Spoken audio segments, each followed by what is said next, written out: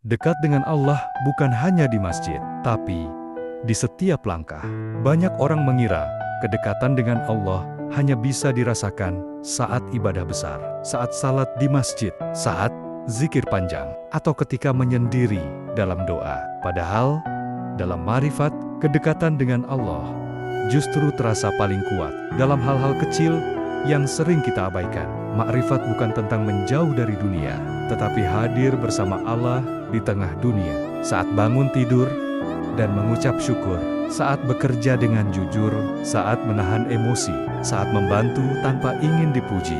Di sanalah ma'rifat hidup. Orang yang mengenal Allah tidak sibuk mencari momen khusus untuk merasa dekat dengannya. Ia tahu setiap tarikan napas adalah izin dari Allah. Setiap langkah adalah pertolongannya. Setiap kejadian adalah pelajaran yang dikirimkannya. Ketika makan, ia tidak hanya melihat makanan, tetapi melihat rezeki. Ketika lelah, ia tidak hanya merasakan capek, tetapi mengingat keterbatasan diri. Ketika diuji, ia tidak hanya mengeluh, tetapi bertanya, "Ya Allah, apa yang ingin Engkau ajarkan kepadaku?"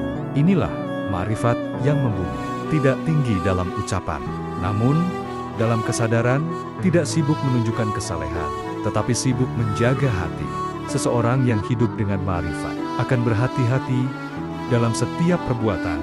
Ia sadar bahwa Allah melihat, mendengar, dan mengetahui isi hatinya. Kesadaran ini membuatnya lembut, adil, dan penuh kasih. Ia tidak mudah marah, karena ia tahu semua terjadi atas izin Allah. Ia tidak sombong saat berhasil, karena ia sadar itu bukan karena dirinya. Ia juga tidak putus asa saat gagal, karena ia yakin Allah tidak pernah salah mengatur. Ma'rifat menjadikan hidup terasa ditemani. Kesendirian tidak lagi menakutkan. Kesibukan tidak membuat lupa. Masalah tidak membuat gelisah berlebihan. Karena di balik semua itu, ada Allah yang selalu hadir.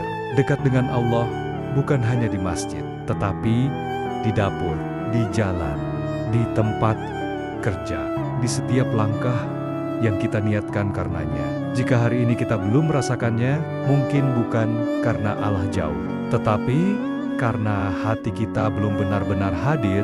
Jika kajian ini menenangkan hatimu, jangan lupa like, komen, dan subscribe. Bagikan agar semakin banyak yang belajar menghadirkan Allah dalam kehidupan sehari-hari. Semoga kita termasuk hamba yang berjalan, namun hatinya selalu bersama Allah.